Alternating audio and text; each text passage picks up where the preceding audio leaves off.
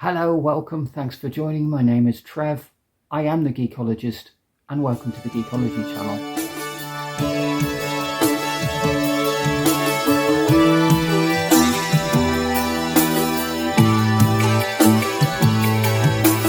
Today I'm going to be bringing you part 4 and part 5 of the Tanchjim story. I'm going to tell you why I prefer number 4 over the Origin, which is their flagship in-ear monitor. And the Tanchjim Fission I prefer for one reason and one reason only. Both the Origin and the Fission are single driver in-ear monitors. The Origin is in the $270 region. The Fission is in the $135 region. The Fission is a versatile animal, and in fact it comes with 3 sets of barrels. The barrels screw into the driver, and the barrels are made of 3 different properties. One is standard or silver, one is titanium, and one is copper. The Origin does not have a copper barrel. The Fission with the copper barrel, to my ears, is a game changer for $135. It's a super pleasant listen. It's got lots of dynamics and lots of detail and even a little bit of viscerality in the lower mids and bass and sub-bass regions. So viscerality, I mean a bit of air pushing around your ear canal region, which is always very pleasing in an in-ear monitor.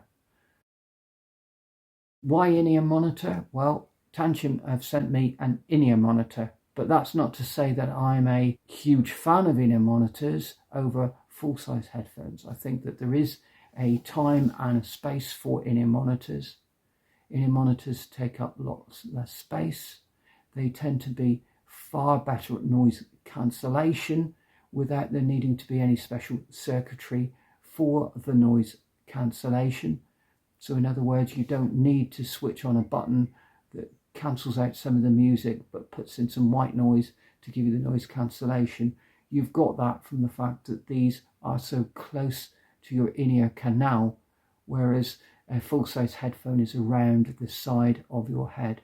And I would say, provided the shape is decent enough to get you a decent fit into your ears, then pound for pound an in-ear monitor, sound quality wise, will provide better value for money.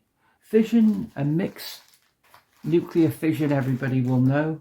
The ability to be able to change all sorts of things. You can change the barrels, and there's a quick snapshot of the slightly shorter standard barrels and the slightly longer titanium barrels to the right. Titanium is a brighter sound. The silver is a sort of a smoother, sort of midway sound. The copper is a dynamic, which in other words gives you the best of everything in my opinion.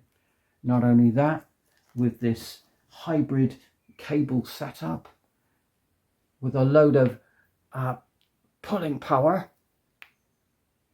you can take off the connector and change it to either a 3.5mm 4.4 balanced or USB-C. The sets of tips I like are these shorter, more flexible ones. These rounder, harder, thicker ones give you a better bass response, but they just push out of my ears. They're no good to my ears whatsoever. The only thing that fits properly into my ears is the shorter, more flexible ones. Not only that, but they give you this dinky little screwdriver. I think you can see that with all the different connectors. And the screwdriver will change the amount of air in the diaphragm of the driver. I didn't find that made that much difference to my ears. I've done a short video as well on me listening to them. I'm listening to Leper Messiah now. The amount of micro details the copper is bringing out, you get a wonderful feel of the upper mids. The cymbals, great. The voices very slightly closer in the soundstage. And now the kick drums are kicking in. You're getting a slight bit of viscerality. I'll try a different genre, a classical genre. So trumpets. Any brass stuff for copper, of course, is just wonderful. I'm not here to tell you that this is the best in-ear monitor that you can possibly buy. I haven't had a chance to listen to the 10,000 different in-ear monitors that are out there between $1 and $135. What I will tell you is, for me, they gave a very pleasant audio experience. Once I got the combination that I needed that suited my ears, and I think there's probably a combination to suit 99% of you out there in terms of what your personal preference is. And your personal preference might not be mine, but I would suggest try my combination first, see what you think, and then move from there in the direction that you wish to go. Maybe some of you already have a number of in-ear monitors, but you haven't got one where you can mix and match your cable to different connectors. In-ear monitor might not have the adjustments on the back of the driver like this one has. In which case, if you've, like me, got hundreds of different in-ear monitors, then this might be something slightly unique for you and slightly different for you to have a try of, and maybe a worthy addition to your already burgeoning collection of. Anyway, let me know what you think in the comments. Like, subscribe, have fun, enjoy your audio. I certainly do. And until the next time, goodbye.